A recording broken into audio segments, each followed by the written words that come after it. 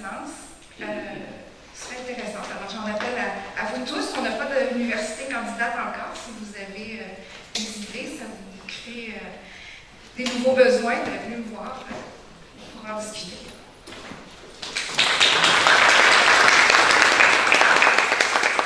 Merci beaucoup, Mme Drouin. La parole est maintenant à M. Jean-Luc Tolosan.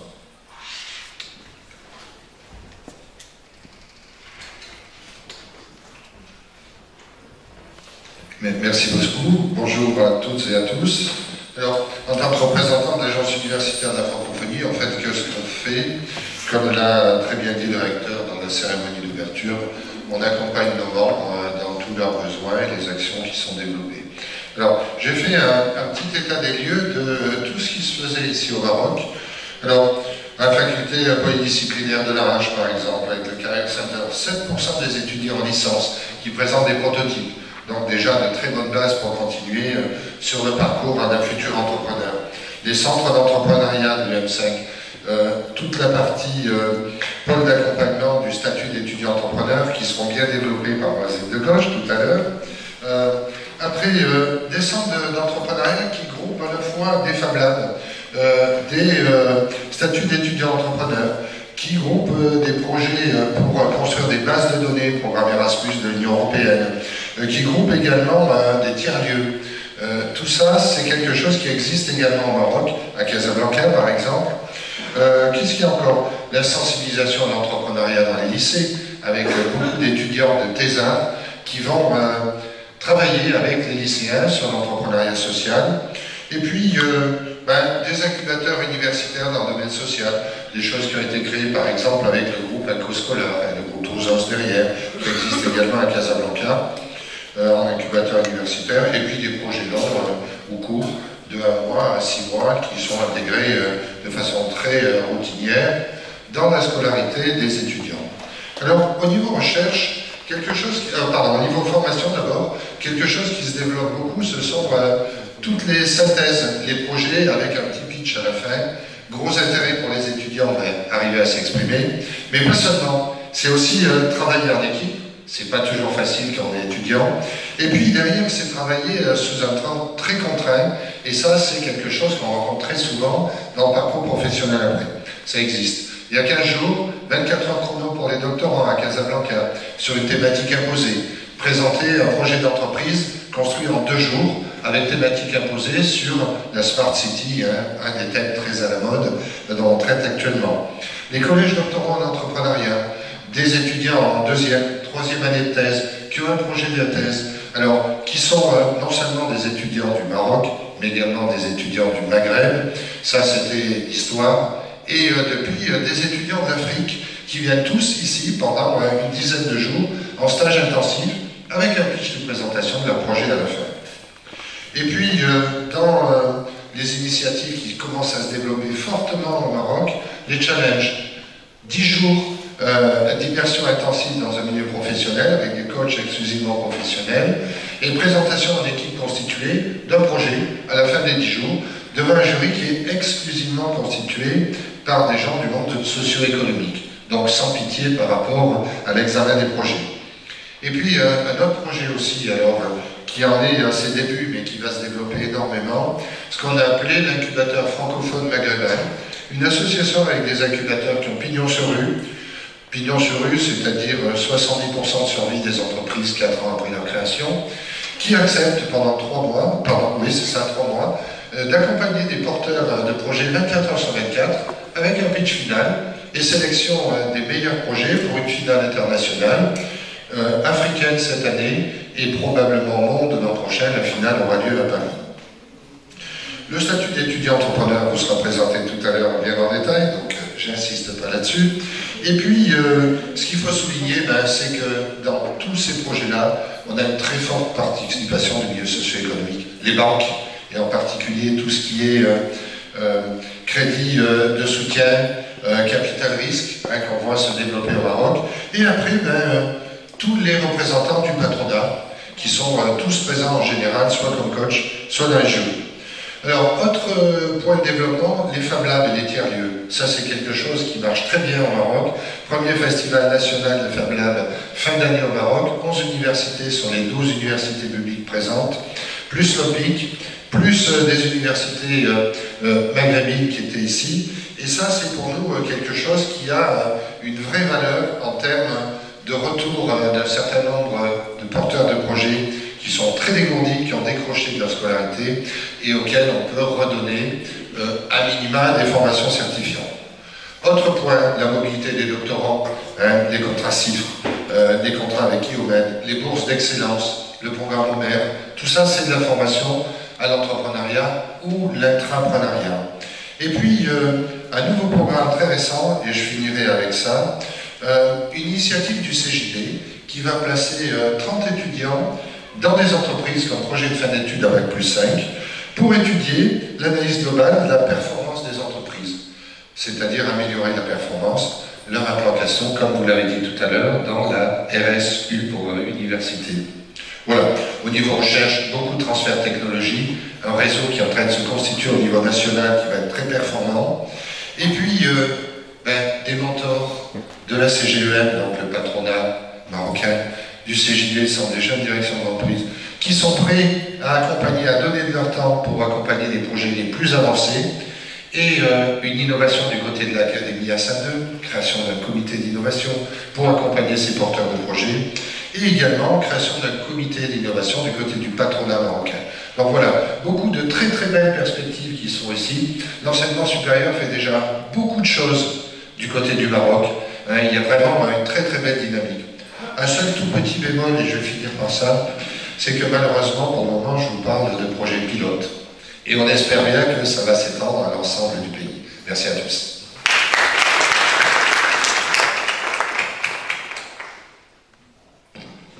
Merci beaucoup, M. Tolazan. On va donner la parole maintenant à Mme Karima Razouani. Vous pouvez me...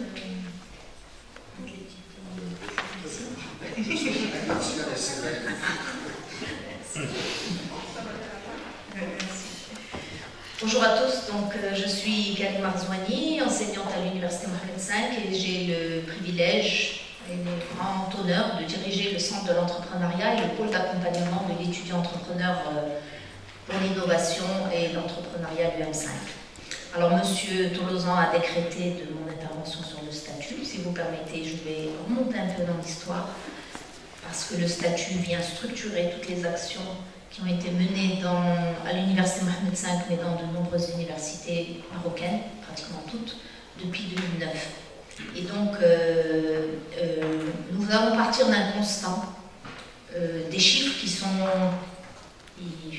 disons, qui sont choquants, mais qui sont la réalité du Maroc aujourd'hui. L'emploi salarial touche 50% des actifs occupés. Les indépendants représentent 30% de ces actifs et le statut d'employeur 2,4%. Autre chiffre qui nous donne des insomnies quand même, la faible qualification prédomine au niveau de ces actifs occupés. 55% de cette population est sans diplôme. 29% ont un diplôme moyen et 14% seulement un diplôme d'enseignement supérieur. Autre chiffre, les jeunes, les femmes et les diplômés sont les plus touchés par le chômage au Maroc. Le taux de chômage est de 9,2%, avec 12% dans l'urbain et 3,7% dans le rural. Le taux de chômage des jeunes entre 15 et 24 ans est de 24,9%. Le taux de chômage croît à mesure de la qualification des personnes. Le taux de chômage des sans diplôme est de 3%. Le taux de chômage des diplômés est de 23%. Face à cette situation, les diplômés de l'enseignement supérieur, 23,9%. Devant cette situation, avons-nous le luxe de nous interroger sur le rôle de l'université dans l'insertion professionnelle? Il y a réellement une urgence à ce que l'université s'implique dans cette problématique de l'insertion par une amélioration de l'adéquation de formation à l'emploi, évidemment. Le Maroc est dans une phase de régionalisation. Il est important que les universités aujourd'hui présentes dans toutes les régions puissent être en cohérence avec leur environnement immédiat et développer les formations qui répondent à un besoin du marché de l'emploi de la région, puisqu'il y a des secteurs porteurs dans chacune des régions du Maroc. Et si les universités se positionnent comme pourvoyeurs de profils adéquats en cohérence avec ces régions-là et les industries porteuses, donc les secteurs structurants de ces régions-là, nous parviendrons, à créer de la richesse, créer de l'emploi et créer aussi le développement économique tant attendu pour le Maroc. La deuxième problématique, donc la régionalisation est un élément important. La deuxième problématique qui s'est posée aussi au niveau des universités, c'est le profil des étudiants, des lauréats de ces universités. Généralement, donc, les ingénieurs, nous le savons, sont très prisés, etc. Ce ne sont pas eux qui créent des entreprises, à notre plus grand désespoir. Donc, nous nous demandons qu'est-ce qui ne va pas et qui empêche une employabilité telle qu'on l'espérerait au Maroc. De nombreuses études ont été menées. Il est apparu qu'au niveau technique et académique, les profils étaient corrects comme partout ailleurs, et que là où le bas blesse, c'est tout ce qui concerne les compétences interpersonnelles, les compétences comportementales, les compétences, disons, ce qu'on appelle communément, quand on met tout ça, les soft skills, mais fondamentalement, tout ce qui relève de la confiance, oser proposer des choses, oser initier des choses différentes, être créatif, oser faire différent des autres, le regard, ils ne sont pas à l'aise quand ils sont un peu différents. La prise d'initiative. Une entreprise recrutera, mais elle recrutera, elle conservera dans l'emploi la personne si réellement elle est une force de proposition.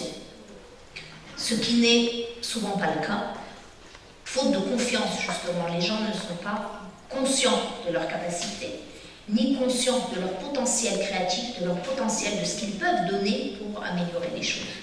Donc, l'entrepreneuriat nous est apparu une évidence au niveau de l'université en 2009, quand nous avons commencé à évaluer les filières de formation, et nous nous sommes aperçus de toutes ces insuffisances dans les profils de nos lauréats des universités marocaines. Il est clair que je ne suis pas en train de... c'est pas de l'autoflagellation, c'est juste que les conditions que nous avons dans les universités, faute de moyens, très clairement, nous ont empêché toutes ces années de faire mieux. Nous sommes tout à fait conscients que c'est par la pédagogie active, par des classes inversées, par toutes ces pratiques pédagogiques innovantes que les résultats seront meilleurs. Nos conditions de massification dans les universités marocaines nous empêchent de pratiquer ce que nous savons faire. Donc, nous travaillons avec nos conditions, telles que sont nos conditions aujourd'hui, et nous ne parvenons pas à... 0 minutes? Non. Non, vous allez m'en accorder quelques-unes. C'est important de planter le décor pour comprendre ce que nous avons fait. Nous avons introduit, tout de suite après cette évaluation des filières de formation, des modules transversaux pour justement développer toutes ces compétences, l'éthique, la gestion de projet, l'entrepreneuriat, la communication, tout ce qui manquait, on a évalué manquant dans les profils de nos jeunes.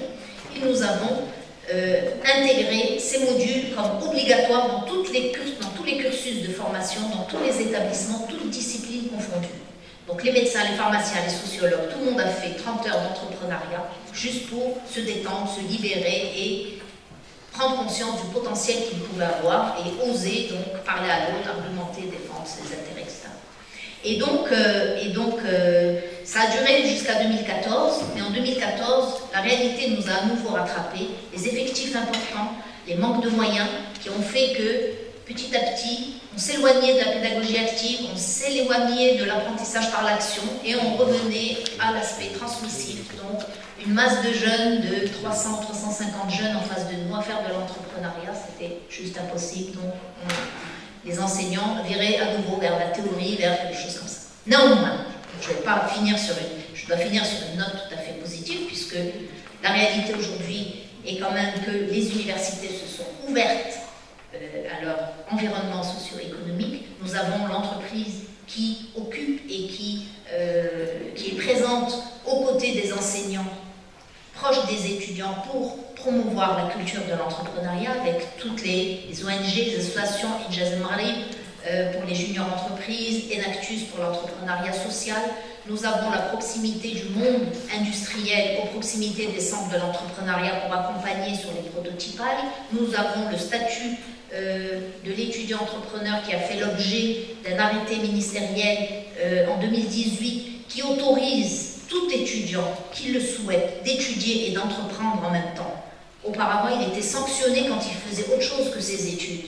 On le sortait du master parce qu'il était soi-disant dispersé. Aujourd'hui, on a compris qu'il était utile de mener de front ces deux choses parce qu'elles étaient complémentaires. Pour l'insertion, pour que l'individu soit entreprenant et qu'il soit intéressant pour l'entreprise, ou peut-être pour s'inscrire dans une insertion par l'entrepreneuriat, s'il le désire. Il aura, avant de quitter l'université, expérimenté la démarche entrepreneuriale grâce à ce dispositif du statut de l'étudiant entrepreneur. Donc, tenter l'expérience de l'initiative entrepreneuriale dans les murs de l'université, à proximité de l'entreprise. Il ne faut pas croire que nous faisons ça de manière fermée à l'université. Nous sommes ouverts à l'entreprise qui vient donc accompagner l'étudiant à la formalisation de son projet. Nous valorisons aussi la recherche et nous parvenons à avoir des prototypes qui sont disons, de l'innovation mise à disposition des entreprises pour aussi améliorer la compétitivité des entreprises. C'est aussi notre mission de transférer le savoir, de faire du transfert de technologie vers les entreprises de notre région. Voilà. Merci.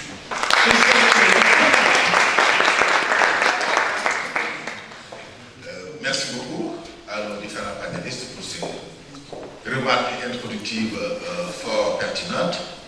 Je crois que ce qui est clair, c'est que l'université en général et l'université francophone en particulier aura besoin de réussir un certain nombre de mutations pour pouvoir survivre. On n'en a pas beaucoup parlé, mais je crois qu'une des mutations, c'est la mutation liée au défi que pose l'économie numérique. Je crois que l'économie numérique pose beaucoup, crée beaucoup d'opportunités, mais pose beaucoup de défis en même temps. En particulier, ça brise le monopole que l'université avait pour dispenser le savoir, avec tout ce qui c'est beau, toutes les ressources qui sont disponibles en ligne. Mais le défi le plus important, c'est le défi de l'insertion professionnelle. Dans nos pays, si je prends par exemple le cas du Sénégal, le taux de chômage des diplômés est de 30%, les diplômés des universités, alors que la moyenne nationale c'est de 15%. Et les enquêtes qu'on a menées montrent par exemple que les étudiants qui sortent de Dara, les Dara c'est les écoles traditionnelles, ont des soft skills plus développés que les étudiants qui sortent des universités. Donc le défi de l'insertion professionnelle, en particulier par l'entrepreneuriat, c'est le défi qui est réel. Mais comment le prendre en charge? Je crois que la dernière panéliste a parlé du financement de la vocation entrepreneuriale de l'université, dans un contexte de massification des effectifs, porté par une démographie galopante. Ça, c'est le défi important. Un autre défi, c'est comment réorienter les missions de l'université et les pratiques dans toutes les dimensions en cours dans les universités. Par exemple, les professeurs des universités sont évalués par leur capacité à faire de la recherche, pas par leur capacité à promouvoir l'entrepreneuriat. Est-ce que les professeurs des universités sont outillés pour assurer des formations efficaces dans le domaine de l'entrepreneuriat? Ça, c'est une autre question. Une dernière question, c'est le lien traditionnellement fragile entre l'université et le monde de la décision dans le monde francophone. Ça pose problème parce qu'il y a des instruments qui sont incontournables pour assurer une transition réussie dans ce que nous voulons faire, donc développer une formation entrepreneuriale efficace. Il y a des conditions qu'on ne peut pas éviter. Par exemple, les incubateurs, les accélérateurs d'entreprise. Or, ces incubateurs et ces accélérateurs d'entreprise sont des instruments communs à 3 types d'institutions. Les institutions académiques, les décideurs publics et les décideurs privés. Et tout cela fait défaut. Je crois qu'il ne reste plus beaucoup de temps. Dans le programme, on nous demande d'arrêter à 11h30. À 12h30, excusez-moi. Je suis à l'heure de la fin de la et il est déjà 12h12. Je suggérerais qu'on pousse un peu jusqu'à 12h35 pour quand même permettre une discussion avec le public.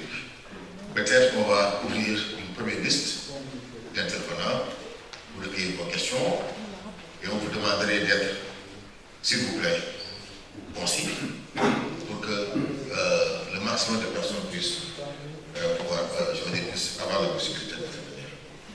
On va peut-être ouvrir une première liste. Mais c'est pas tout, non? Voilà.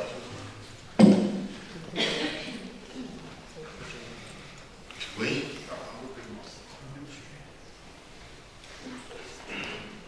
Oui? Barbara.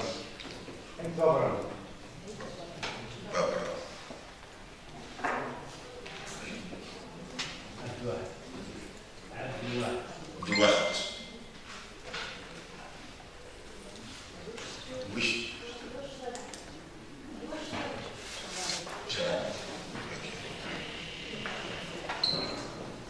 Approchant, il faut des dames peut-être. Hein?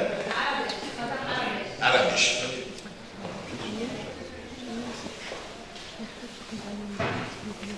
Oui.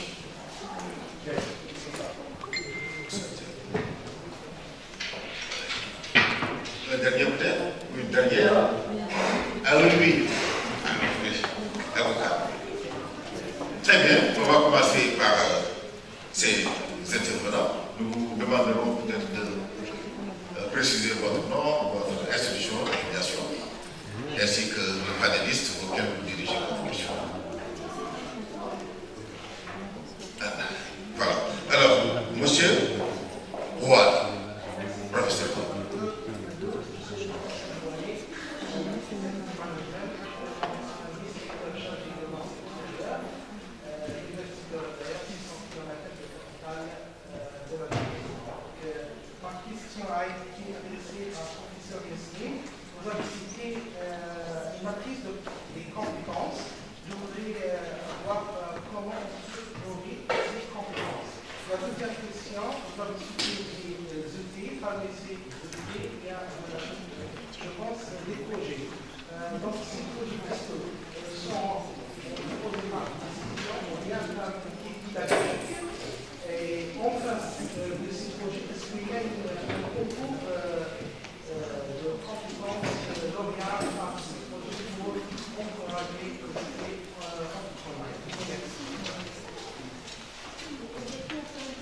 Non, on va prendre toutes les questions après. Alors, le deuxième intervenant, c'est M. Bonneau.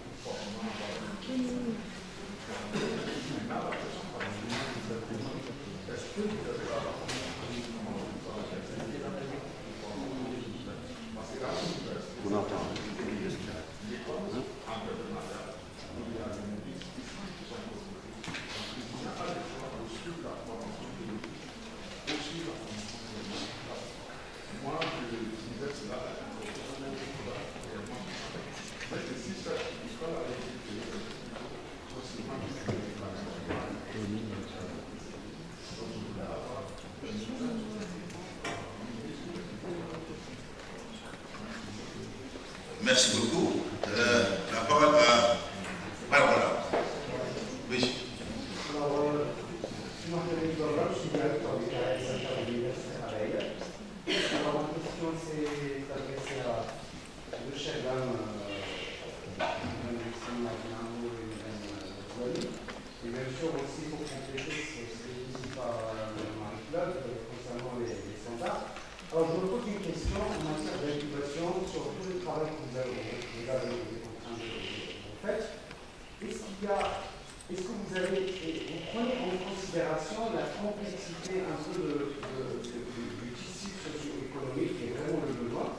Parce que malheureusement, le problème qu'on rencontre chez l'entrepreneur, soit qu'il est malade gestion, soit qu'il est purement scientifique, etc., et ça lui faut un peu une sorte de complémentarité, d'accord?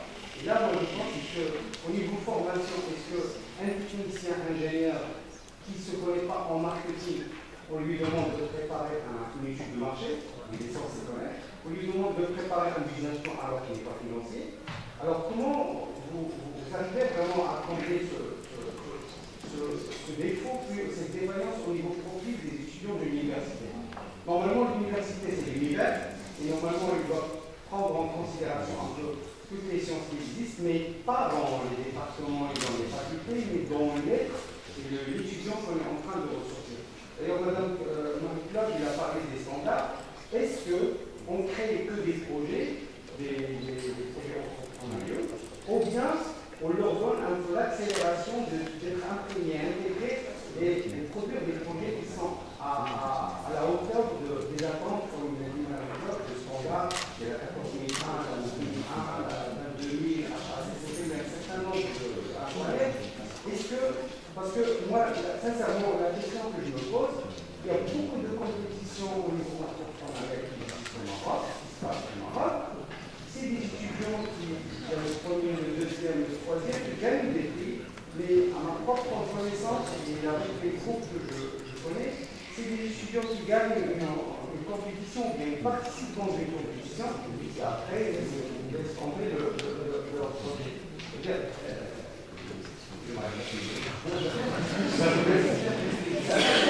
Merci beaucoup. Monsieur Ouaha.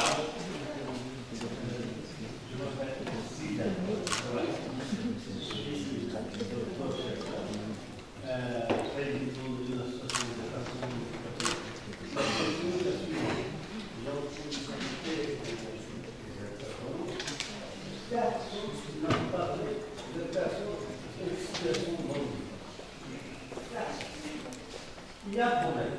Déjà, au niveau de taux de chômage, nous savons que le taux de chômage de ces personnes est plus élevé que ces personnes, en tout cas, je dis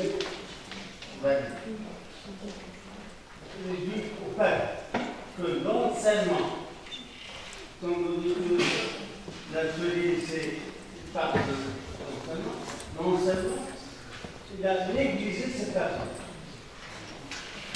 D'abord, il n'y a pas de spécialité qui touche les personnes handicapées. Heureusement, ici, je suis membre d'un laboratoire qui s'intéresse à l'économie appliquée et mobilisation, et je parle des personnes handicapées. Il y a un problème. Mais non. Ni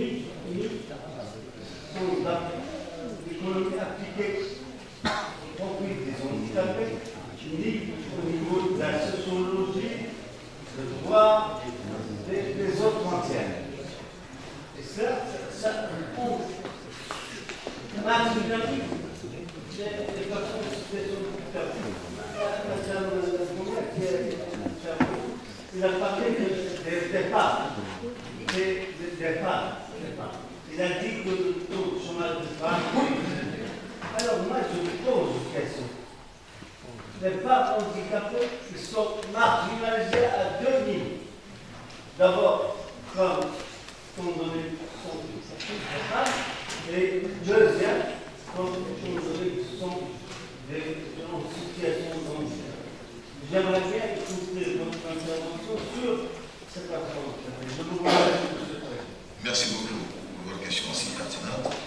Madame Chouradi Arabesh. Non, non, c'est d'abord Chouradi. Oui, voilà.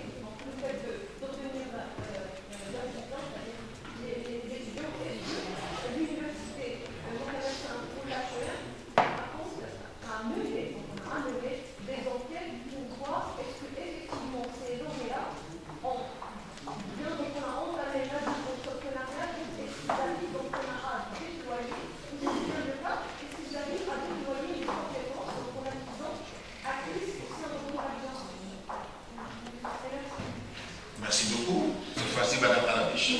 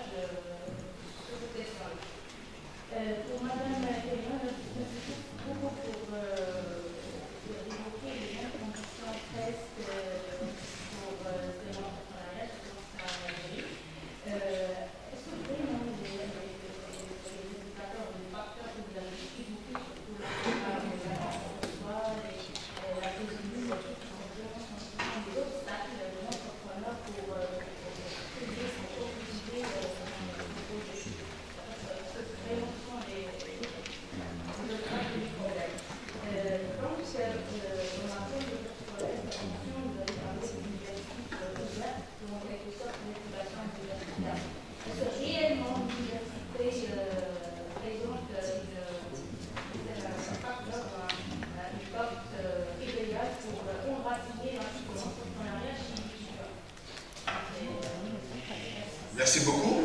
Monsieur Diagne. Merci, professeur. Je m'appelle Issa Diagne, je suis secrétaire général adjoint de l'Organisation sénégalaise dans une petite pratique, je suis commissaire aux enquêtes au niveau de l'Université de l'Université. Mais j'ai une passion pour la terre. Alors, monsieur le professeur, ma question en fait, c'est par rapport à la thématique de la constitution de l'enseignement supérieur au développement de l'entrepreneuriat et des compétences entrepreneuriales. Vous l'avez dit tout à l'heure, professeur, qu'une enquête, en fait, je m'appelle pas tout le monde, en fait, je commence par une demande que vous avez faite, que les soft skills, on les trouve plutôt dans les élèves d'écoles traditionnelles, plutôt que dans les hard skills dans l'enseignement universitaire. L'exemple, en effet, c'est que généralement, les grands entrepreneurs n'ont pas fait l'école, n'ont pas fait l'université. Alors, je rejoins M. le directeur, en effet, pour dire que, parce qu'on a déjà des statistiques, des promotions déjà sorties, donc l'entrepreneuriat enseigné à l'université, parce qu'on a les pourcentages de personnes, d'étudiants qui ont pu mettre en place une entreprise et pouvoir croître et grandir et se stabiliser. Ma question, c'est juste une contribution en fait. Récemment, j'ai participé à une formation MOOC qui est intitulée Effectuation, qui va en fait à l'encontre de l'enseignement entrepreneurial tel qu'on le débute au niveau de nos écoles. Alors, je voulais tout simplement dire que si ce n'est pas fait, excusez-moi d'être aussi prétentieux devant le professeur, mais d'intégrer aussi, c'est les principes de l'effectuation. Je ne vais pas rentrer dans les détails, dans les principes de l'effectuation, mais ce serait peut-être intéressant pour permettre effectivement de libérer le potentiel d'entrepreneuriat au niveau donc, des étudiants. Merci pour ça. Merci beaucoup. Dernier intervenant, professeur Aboukane. Merci beaucoup, monsieur le modérateur. Je m'appelle Aboukane, je suis professeur d'économie à l'Université de Dakar. Ma question s'adresse à tous les panélistes et porte sur les mécanismes qu'il faut mettre en œuvre pour développer les synergies entre l'université et le secteur privé, les ONG et autres. Alors je pose cette question parce qu'on a beaucoup parlé des méthodes d'enseignement dans les universités et autres, mais quels que soient les profils qu'on forme, s'il n'y a pas beaucoup d'opportunités sur le marché du travail, on dira toujours que l'université forme des gens qu'on ne peut pas utiliser. Donc, dans les universités, on a beaucoup de licences professionnelles, beaucoup de masters professionnels et autres qui vont intervenir. Des gens venant du monde des affaires et autres, mais vous vous rendrez compte que même les taux horaires qui sont payés dans ces licences professionnelles et ces masters professionnels sont différents des taux horaires qui sont payés dans les formations que je qualifierais de traditionnelles dans les universités. Et d'où viennent ces moyens? Ces moyens viennent de la contribution des étudiants, parce qu'ils payent plus cher dans ces formations que dans les formations classiques. Comme l'université ne peut pas envoyer les étudiants en stage et autres de la première année au master, il faut un soutien, une certaine synergie avec l'écosystème global de l'économie pour aider l'université à être plus efficace. Donc, moi, mon idée c'est ça. Quels sont les mécanismes qu'il faut développer pour ça? Merci beaucoup. Merci beaucoup, professeur Kane. On va peut-être retourner la parole aux panélistes, en aidant cette fois-ci lors de l'intervention, et en demandant à chacun de bien vouloir être concis. On va peut-être donner 1 minute à chaque panéliste. Donc, commençons à faire les questions qui vont être dirigées au ministre. Alors, j'ai noté dans ça. Alors, par rapport au paradoxe diplômé de chômage dans nos pays, effectivement, on s'interroge sur la qualité de nos enseignements. Qu'est-ce que nous faisons? C'est la réponse. Vous attendez une réponse de quelles sont nos actions. Nos actions, c'est de faire tomber les murs des établissements de l'université, les faire travailler ensemble. Nous travaillons, quand nous faisons de l'entrepreneuriat, nous faisons travailler les jeunes en équipe pluridisciplinaire. Et une entreprise, c'est de la pluridisciplinarité. Donc évidemment, nous n'accompagnons pas un jeune ingénieur seul à monter un business. Nous exigeons qu'il constitue une équipe qui soit pluridisciplinaire comme dans la vraie vie, puisque notre ambition est de l'accompagner jusqu'à la concrétisation.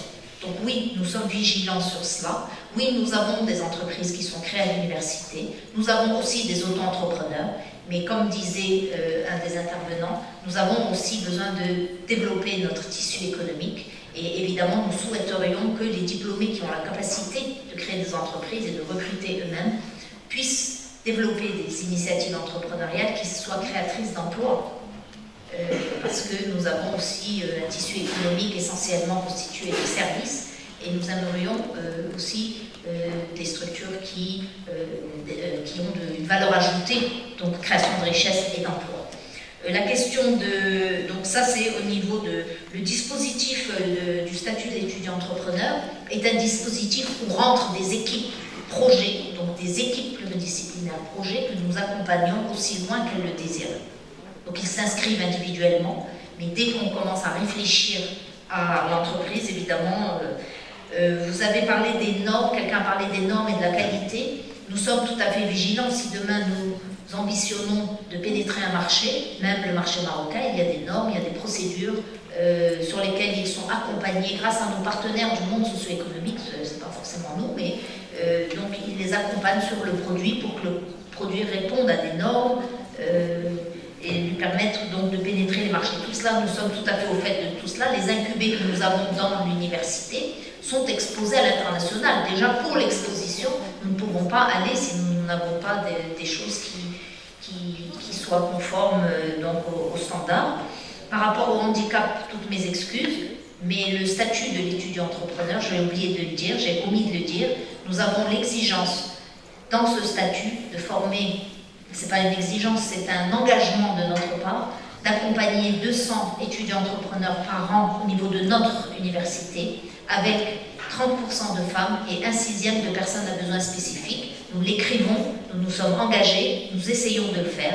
Nous ne sommes pas parvenus à le faire pour la simple raison que ces personnes, nous n'avons pas réussi à les identifier. Dans notre université, Mohamed V, nous avons une politique d'inclusion et nous sommes très à l'écoute de cette problématique et de nombreuses actions sont menées.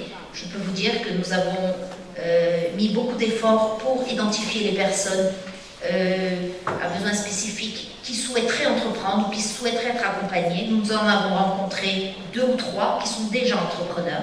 Donc nous avons proposé nos services pour les aider à aller plus loin. Mais nous n'avons pas eu de demande d'intention de jeunes frappés d'un handicap qui souhaiteraient entreprendre. Mais nous sommes, marhaba, le centre est ouvert évidemment à eux d'abord et à tous les autres. Par rapport au suivi de l'insertion professionnelle, la réponse est non. Nous n'avons pas d'outils de suivi d'insertion professionnelle suffisamment performants. Par contre, dans notre environnement immédiat, du centre de l'entrepreneuriat, de la maison de l'entreprise à l'école supérieure de technologie de Salé, les écoles d'ingénieurs, nous avons connaissance de la création d'entreprises par ces diplômés de l'université pour la simple raison qu'ils sont organisés en association des anciens. Et donc, nous avons connaissance du nombre de nos étudiants qui sont à la tête d'entreprises, qui ont créé de l'emploi, et c'est réjouissant parce que cette voie d'insertion s'accélère. Et je pense que les jeunes ont compris, les lauréats ont compris qu'il fallait s'épanouir dans ce qu'on fait pour aimer ce qu'on fait pour s'épanouir et pour avoir une vie heureuse. Donc, le fonctionnariat, c'est un temps un peu révolu, d'abord parce qu'ils ne recrutent plus, et en plus parce qu'ils ont bien intégré que c'est par soi-même qu'on peut créer la voie. Oui, pardon. L'effectuation, on connaît, donc faire chemin faisant, faire aussi avec les moyens que nous avons. Nous n'avons pas d'autre choix, c'est comme ça que nous pratiquons aussi, donc effectivement, nous pratiquons cela aussi. Les mécanismes pour approcher, non, ça fait. Ok, c'est bon, merci. Peut-être deux mots effectivement qui sont sortis de ces discussions. La première chose, c'est que on n'a pas forcément toutes les compétences à l'intérieur de l'université. On fait intervenir beaucoup d'intervenants extérieurs. Et si en tant qu'enseignant-chercheur, vous me demandez de vous ouvrir mon portefeuille du côté des banques, je serais assez ridicule par rapport à des professionnels de ce domaine-là. Donc une très grande complémentarité, c'est quelque chose effectivement qui est fortement recherché entre le secteur académique et le secteur socio-économique. Vous avez mentionné aussi la méfiance qu'il y a entre les deux secteurs. Alors effectivement, on est au début là. On a un certain nombre d'initiatives, on a un certain nombre de comités qui travaillent dans ce domaine-là, et on espère bien, avec en particulier chez nous l'ouverture très large depuis 2 ans aux formations du secteur privé à l'AUF, on espère bien avancer très très rapidement de ce côté-là. Et je crois qu'il y a de très belles perspectives. Vous avez en particulier des jeunes dirigeants qui viennent de créer leur entreprise, qui se disent par rapport aux jeunes qui sont en formation dans les universités, on est passé par là il n'y a pas longtemps, on a toute l'expertise qu'il faut pour les accompagner, et ça fait partie de notre vocation. Après, alors effectivement, il y a d'autres aspects sur lesquels vous êtes passé peut-être très vite. C'est que tous les étudiants qui sont en formation ne seront pas tous des entrepreneurs, tout simplement parce qu'il y en a qui n'ont pas envie de faire ça, ou tout simplement il y en a qui, c'est pas de la fausse modestie, n'ont pas ce type de profil, même s'ils se sont engagés dans ce type de direction. Tout à l'heure, je vous citais les licences et les prototypes.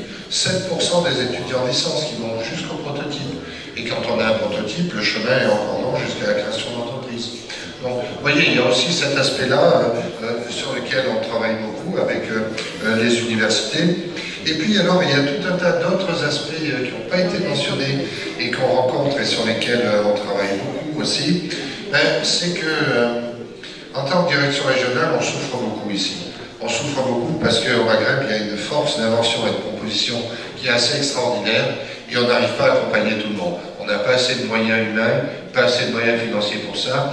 Mais par contre, première chose qu'on regarde avec les porteurs d'invention, c'est protéger leur invention.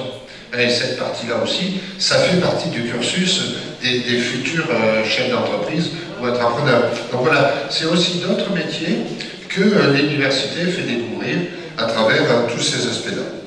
Bon, dernier point, mais vous l'avez compris, on a une chaîne de valeur qui est complète ici au Maghreb, c'est pas seulement vrai au Maroc, et il y a encore pas mal de choses sur lesquelles on peut améliorer la chaîne de valeur, parce qu'il y a quelques points faibles sur lesquels on travaille, notamment sur la partie économique de tous ces projets de création d'entreprise. Merci beaucoup. Merci.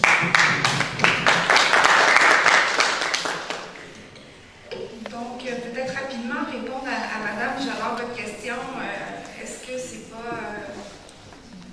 est-ce que c'est une mauvaise idée de tout de suite se mettre à penser aux normes alors qu'il y a 1001 autres questions quand on est entrepreneur dans notre plan d'affaires à résoudre? Mais je pense que c'est là qu'il faut déboulonner le mythe et utiliser les normes comme des outils leviers.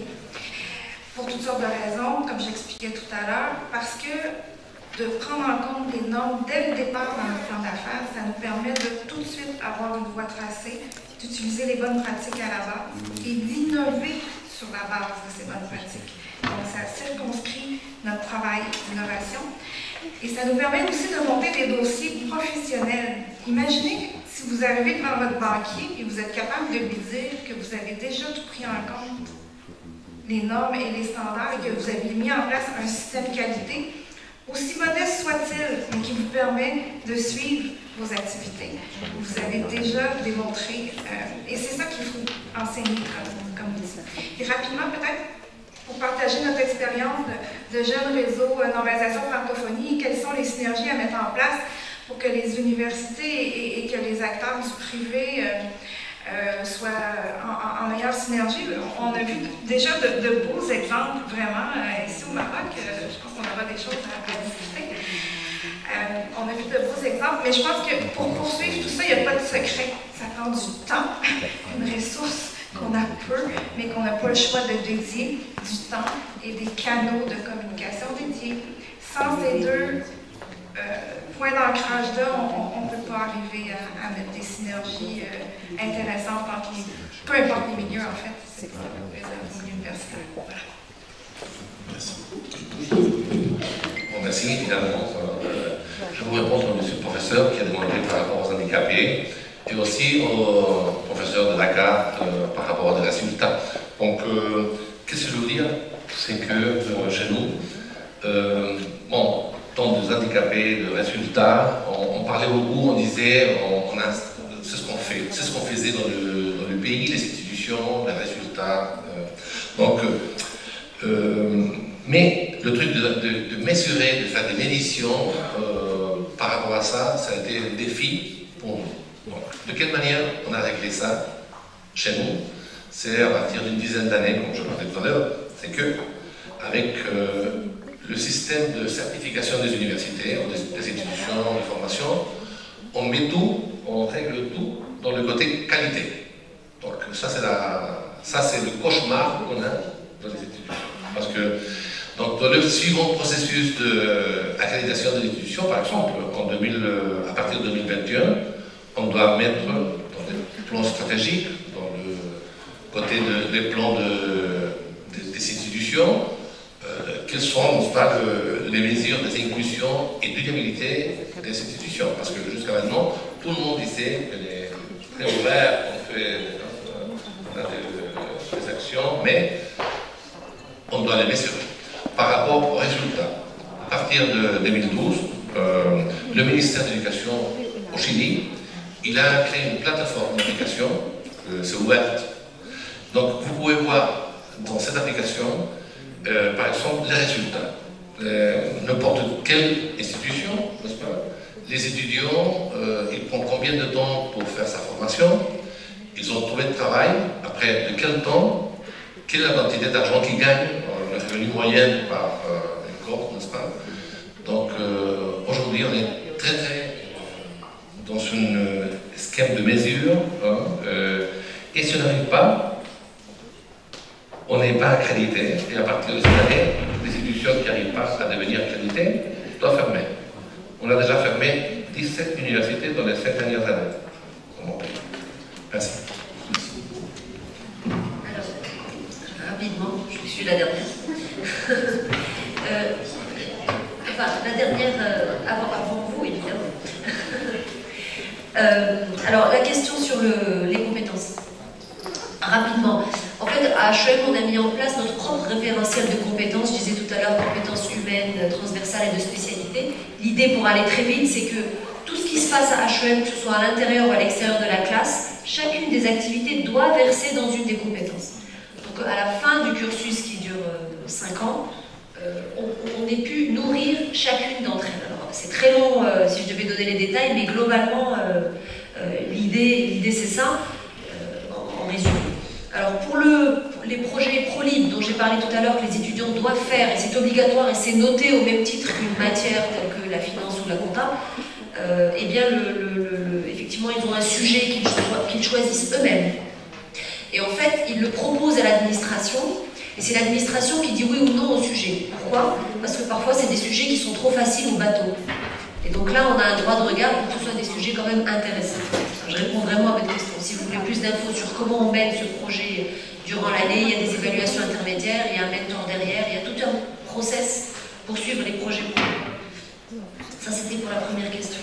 Votre question sur est-ce qu'on fait attention aux profils sociaux de l'étudiant, la question ne se pose pas, en tout cas pour nous à HEM, parce qu'à la base, on est une business school. Donc forcément, c'est des étudiants qui ont fait de la gestion et ils sont armés pour ça. Ceci étant dit, je ne sais pas si vous le savez, mais on lance une école d'ingénieurs à la rentrée prochaine, HEM Engineering School, et là, le problème se posera. Pour eux, certainement qu'on leur fera des cours de management pour qu'ils puissent savoir faire un business plan, etc. Et l'idée derrière, c'est qu'on puisse avoir des porteurs de projets, un de l'école d'ingénierie, l'autre de l'école de management, et qu'ils le fassent ensemble. C'est ça la beauté du truc, et c'est pour ça qu'HEM se diversifie, entre autres. Dernière chose par rapport à votre question, vous avez dit qu'à le projet prend vie, etc., Enactus et compagnie, puis après, ploup, il n'y a plus rien.